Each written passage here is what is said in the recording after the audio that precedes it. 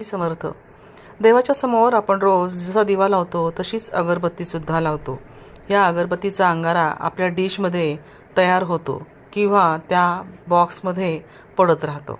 आता हा अंगारा करायचा काय असा प्रश्न आपल्याला नेहमीच पडतो.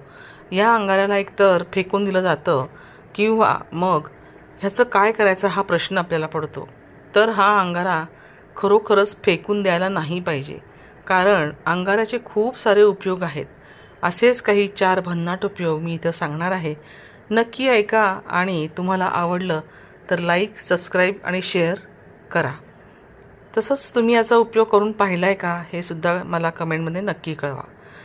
पूर्ण व्हिडिओ ऐका म्हणजे तुम्हाला अंगाऱ्याचे 4 प्रकारचे उपयोग कसे करता येतील ते पाहता येईल. जिथे पूजा होते तिथे दिवा आणि अगरबत्ती असतेच. घरात किंवा देवळात अगरबत्ती लावल्याने मन प्रसन्न होते. अनेक प्रकारच्या अगरबत्ती आपल्याला बाजारात मिळतात. आपल्या आवडीनुसार सुगंधित अगरबत्ती आपण निवडतो आणि त्याची जी राख तयार होते त्याचा जो वापर आहे तो करायचा. मग कसा? तर तो अंगारा फेकून न देता, अंगारा हा एक खरं सांगायचं तर औषधी वनस्पतीपासून तयार झालेला असतो, तयार झालेली राख असते. म्हणजेच अगरबत्ती ही औषधी वनस्पती, लाकूड, सुगंधाच्या तेलापासून या उदबत्तीचं मिश्रण तयार केलेलं असतं.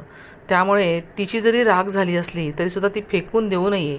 तिचा आपण कीटकनाशक म्हणून उपयोग करू शकतो. हा पहिला उपयोग आहे. बाऊलमध्ये पाणी घ्या, त्याच्यात अंगारा मिक्स करा, त्यानंतर निलगिरी तेल त्याच्यामध्ये घाला किंवा तुम्हाला जे पण वाटेल ते इसेन्शियल ऑइल त्याच्यात मिक्स करून त्याचा स्प्रे तयार करा आणि जिथे कीटक जास्त येतात त्या ठिकाणी त्याचा तुम्ही वापर करा. दुसरा उपयोग म्हणजे तुम्हाला त्वचा एक्सफोलिएट करण्यासाठी करू शकता. म्हणजे कसं? तर पाण्यात अंगारा मिक्स करायचा, आवडीच्या तेलाचे काही थेंब त्याच्यावर मिक्स करून ते चेहऱ्यावर लावायचे, हाताने ते स्क्रब करायचे. म्हणजे पोर्समधील जी साचलेली घाण असते ती निघून जाते आणि चेहऱ्याला एक नैसर्गिक ग्लो येतो. मात्र हे करण्यापूर्वी तुम्ही अगोदर थोडासा चेहऱ्याला हा भाग लावून बघा, अन्यथा तुम्हाला त्रास होत असेल तर मग तुम्ही हे करू नका. आता तिसरा उपयोग आहे म्हणजे खनिजांनी समृद्ध असा हा अंगारा असतो आणि याचा वापर आपण नैसर्गिक खत म्हणून झाडासाठी सुद्धा करू शकतो. परंतु थेट मातीमध्ये मिसळण्यापेक्षा आपण ह्याला झाडांना हानी पोचणार नाही म्हणून कंपोस्टमध्ये मिक्स करायचं आणि मग खत झाडांना घालायचं. आता चौथा आणि महत्त्वाचा उपयोग म्हणजे जो आपल्या किचनमध्ये आपल्याला करता येईल.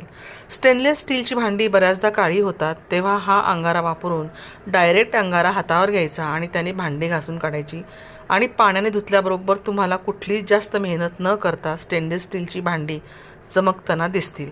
कसा वाटला तुम्हाला अंगाराचा उपयोग? नक्की करून बघा आणि करून बघितल्यानंतर तुम्हाला रिझल्ट